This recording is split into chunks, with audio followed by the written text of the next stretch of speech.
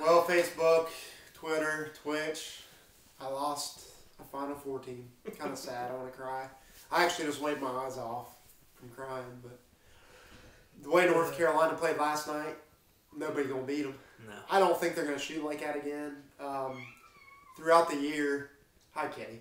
Throughout the year, I think North Carolina's 3-point percentage is like 28%, 30%, and Indiana was like 5th in the country. They were high 30s, up close to 40, if not 40. Pretty much switched around. Yeah, so that's what happens. They were 8 of 8, I believe, from 3 in the first half, and then they missed a 3 at the buzzer of the first half. They didn't miss a 3 the whole time until the end. They were 10 of 13 until like the last 2 or 3 minutes when they just started jacking up. So I wasn't even, it just happens. I just happened to take a chance with Indiana, and it didn't happen. I mean, I've got 2 other brackets, money brackets that I play, but that was my second bracket in my main pool. Had North Carolina winning in my third bracket, but it's just a little pool I'm in. Number 1 bracket, like I said, I have Kansas winning that all, which they still could. But yeah, just trying to get over that loss. Anyway, before we get into the NCAA, just want to touch on how impressive the Spurs and Warriors are this year. I mean, it's something we'll probably never see again. The Warriors are 1 game ahead of the pace of the 95 Bulls. They are 65-7, and the Spurs just tied the home record of that Bulls team. They're 37-0. So we could see a team break the all-time home record. Plus, we could see Golden State up in that record. And think about what the Spurs would do if Popovich didn't sit the starters every other game. I mean, they could be right up there with the Spurs too. So it's really impressive. And then the Cavs are leading the East by 2.5 games over Toronto. They're kind of sluggish, but they got the 1 seed, pretty much showed up if they win, I'd say, 7 of the 10 last games. So we'll talk more about the NBA playoffs after this tournament. Yep. But as far as today goes, well, it could go either way, but I think we have a 1 and a 2 seed each matchup. I think Oregon has a good shot. They're in a rematch from, 1938? 1939. Yeah, 1939. Final Four with Oklahoma. Go ahead and say that. You said Ohio State got beat by... Yeah, Ohio State in that tournament in was pretty much the first tournament. Oregon won it all, beat Oklahoma in the Final Four, and then won Ohio State. And then they beat Ohio State in the championship? They beat Ohio State in the championship. But since then, they haven't really done anything. They've gotten to the Elite Eight 4 other times, but they've lost each time, so they really haven't done anything since 38, but it's a whole different level right now. In Villanova, I'm not sure, but I think it was like 95 last time they were this far, I want to say. Villanova's last time was, their last Elite Eight was 2009. But then as far as if they make the Final Four, I think it was like that was like 95. Yeah. And then I almost forgot from last night. And that was Indiana's first loss playing an NCAA game in Philly. Bobby Knight took them they won 2 titles under Knight in Philly. So, and 5 titles overall. I believe all under Knight. 2 of the 5 were in Philly though.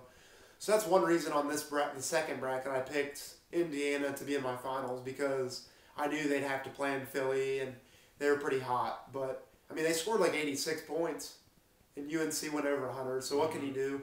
Kind of hard. UNC had better size, better athleticism. Page went off.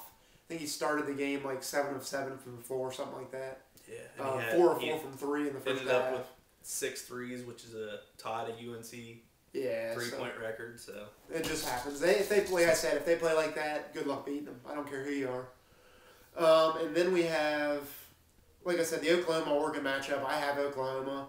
I think Oklahoma will win that game. They've played really, really well. Buddy Hield, obviously, he was a Player of the Year candidate all year. They haven't named that yet. No, they haven't. He has a good shot. He pretty much was. Hield, I thought he was mediocre in the last game, but the other 4 starters pretty much came and helped him out with that win. And he can always get his point. He goes 25 30 easy. So just have to see what he does. Kansas, I think, will beat Villanova, but that's going to be a dogfight. It's going to be a good game. Kansas, I think, where you're going to see them take control is inside. I really think they're gonna win the rebounding battle, and I think they're gonna outscore them in the paint. They have to. I think they're gonna win. Villanova's gonna get you from the guard spot. Yeah, and they're just gonna hound you. They're just gonna try physically turnovers, and they're gonna shoot threes, in which their three guards are pretty much over 30%, maybe 34%. They're pushing 36 somewhere in there. Yeah, they're up there in the percentage for 3 points. Then the last thing I was gonna say was the Warriors could actually break that record, not only tie it. What would they have to do? They could, down the stretch, they could lose, 2 games? They could lose 2 games. 2 games to do it. do it. And I don't think they play anybody real tough. No, well, do they? Is anybody really tough at this point for them if they have all their starters on? They either played Philly last night or they pllayed them tonight. Well, Philly, and they're terrible. Yeah. So they either beat. I didn't even look. They either beat them last night or they'll beat them tonight. Yeah. I think they're going to break the record. Yeah. I'm hoping that they make it back to the finals and the Cavs can get a rematch, see what they can do. But they're awesome. Mm-hmm. Spurs or Golden State both. Heck, OKC's right there too. Not record wise, but talent wise. I mean, the West is anybody's game to win, championship to win in the West. Well, depends on who shows up. Yep. All right, you can go into yours now. Pretty much, I'm going to do the Sunday games. The Virginia-Syracuse game. Virginia, their last Elite Eight was 1995, and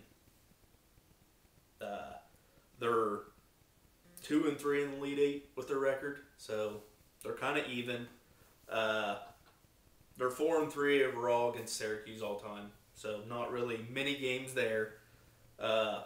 Syracuse, their last Elite Eight was 2013, so they're kind of Boeheim's pretty much closer, and then you got that zone that he plays in their length. So they've had close games, but they came out. Virginia, though, I'm telling you, they got some length as well. What's that dude who came off the bench last night?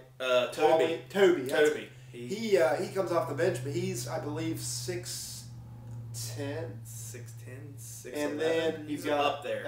You got Gill. Gill is the curl. You see his curls bounce around. He's a good player. He scored, I think, 20 last night. Something like that. Terrible free throw shooter. So I would foul him. Honestly, he went. I don't know what he ended up, but he missed his first 3 free throws last night.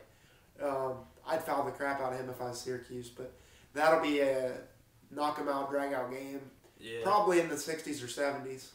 Neither team's going to shoot you to death. No, they're not going to shoot, but they'll go inside. I think the key for Syracuse in that game is their guard play. Plus, you got Roberson that's they got to keep Gill off the glass. Pretty much going to get anything and everything that comes his way. He proved that against Sabonis, which usually averages 20 and 15. Roberson pretty much just came in there and dominated whenever he could. The next game is North Carolina Notre Dame game. I think North Carolina's going to beat the dogwood. I think they should too. The 30-point game, they beat them in the ACC tournament. They blew them out. Yeah, Notre Dame beat them during the regular season, but it was close. It wasn't really anything. North Carolina's got better and better as the year went on. Oh, yeah. They were young, and they're still young, but they play like a bunch of seniors. They play well. And Notre Dame shouldn't even be there, let's be honest. No. Wisconsin was up 1 with, I believe, 19 seconds to go and turned the ball over last night. Twice. And it was an 8-0 run to end the game. Notre Dame is a solid team, but they're not anywhere in UNC's class. They're just not.